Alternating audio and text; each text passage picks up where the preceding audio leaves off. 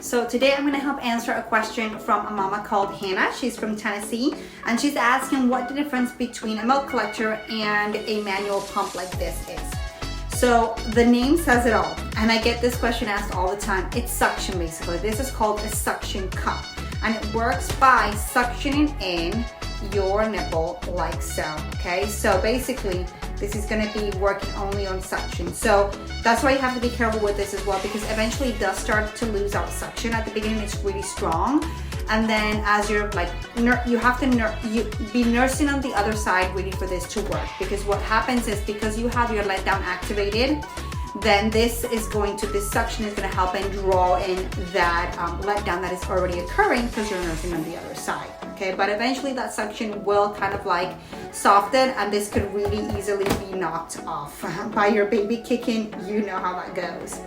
Now the milk collector works very differently, because although your nipple goes in the same way as well, and it's going to be collecting your letdown, that's going to be happening all throughout the day. So you can be just basically nursing your baby on the other side and put it in your bra, or you can just kind of like put it in your bra like so, nipple goes in there, and then just go about your day, and it's just going to be sitting in your bra. You do need something to hold it in place.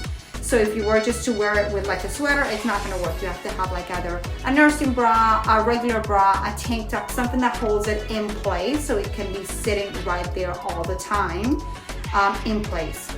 So you can wear it all the time basically, and it's going to also do some extra things. It's going to help to protect your nipples. It's going to help prevent leaks from occurring during the day, and it's going to be collecting all your liquid gold. So it does a lot of different things in one product, and that's basically the difference. I hope that helps to answer your question, Mama.